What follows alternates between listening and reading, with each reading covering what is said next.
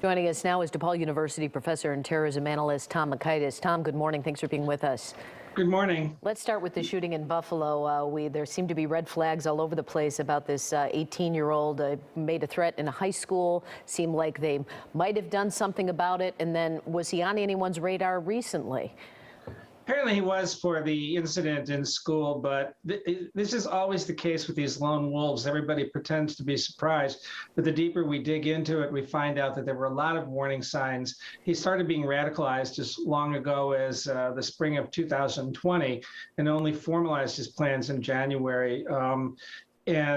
Clearly, we're finding out now that people thought that his behavior was off. Nobody intervened, nobody acted, nobody reported it.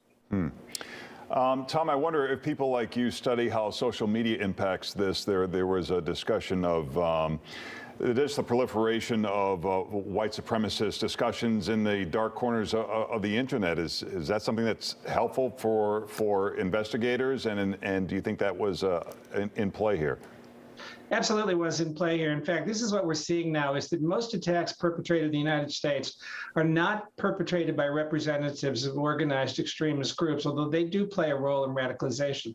But individuals like this young man, Dylan Roof in South Carolina, Patrick Crusius in El Paso, Texas a few years back, all the way over New Zealand, Brenton Tarrant, all of whom were referenced by this particular shooter. But it's also important to recognize that unfortunately his conspiracy theory, the Great Replacement, has made it into mainstream media and into legitimate political discourse, which serves to empower people like him that the threat is magnified and that he can actually do something about it.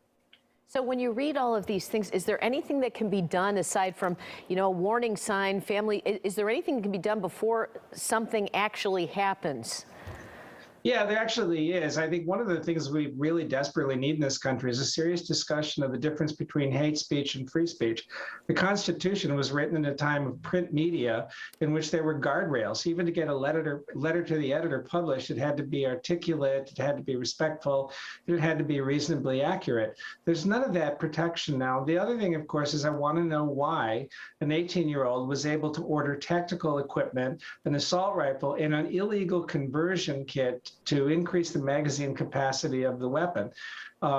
Somewhere between a complete gun ban and unfettered restriction of firearms, which is pretty much what we have, is a reasonable place to restrict this kind of stuff. And the other is to train people to spot warning signs the way we train them to spot warning signs of suicide, drug and alcohol abuse. What about laws for hate crimes? Do those need to be increased or changed somehow? That's a big debate. I mean, the biggest debate is, do we need a domestic terrorism law? And unfortunately, the problem is that can easily be abused. There are conservative legislatures who want that law to include references to things like demonstrations by Black Lives Matter.